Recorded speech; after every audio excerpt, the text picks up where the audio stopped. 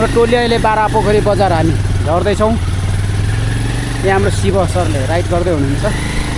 बाटोको खराब, बाटोको हालत यस्तो छ, तैपनि हामी जबरजस्ती गरेर जाँदैछौँ। पक्नै बस्नुमा झर्छु, बाटो चाहिँ मान्नै पर्छ। आउँदैछ आधा, बाटोको हालत खराब छ, बाटोको धेरै खराब छ हाम्रो। फेरि यहाँ हाम्रो मुकेश भाइ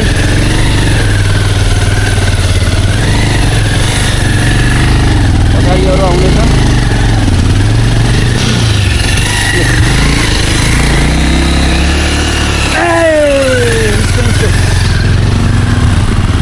सुस्तम भाइ म चाहिँ राइड गर्नु छोडिदिएको।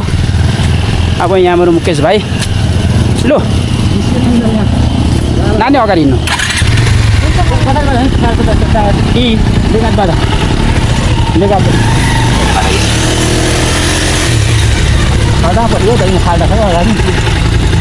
अलिकति बल्ल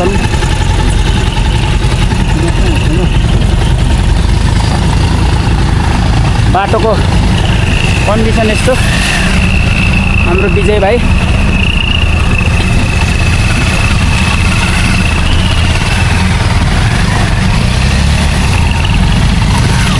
ट्र्याक्टर पनि आयो यहाँ।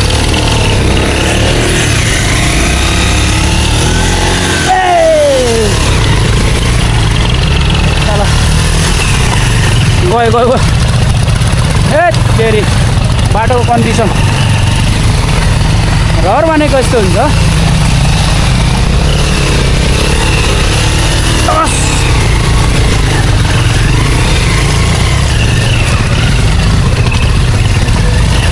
बाटोको कन्डिसन यो हालत छ। ल ट्र्याक्टर आयो यहाँ।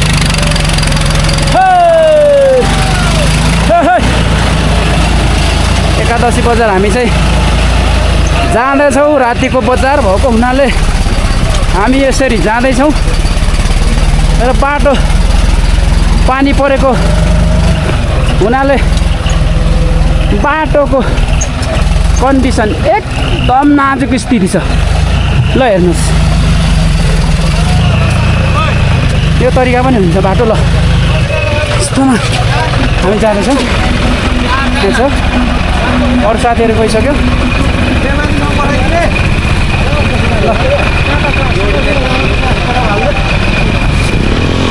ल टोली हिँड्यो, बस्नु। ल बाटोको कन्डिसन कस्तो छ शिव? बहुत राइड गर्नुलाई बबाल छ हाम्रो पहाडको बाटो। हामी मन्दिर बारापोखरी मन्दिर दर्शन गर्न जाँदैछौँ एकादशी मेलामा। रातिको बजार होइन, 2 दिन एकदम रातिको बजार हो। 2 देखि 3 दिनको अविरल वर्षाको कारण हाम्रो गाउँको बाटोको अवस्था यो छ गाइजहरू। तर पनि हामी छोड्दैनौँ, हाम्रो यात्रा पुरा गरेर छोड्छौँ। हामी दर्शन गरेर फर्किनेछौँ। हजुरहरूको आशीर्वादले सबैले सम्झेर हाम्रो यात्रा सफल रहोस्। जय बारापोखरी भनेर लेखिदिनु होला।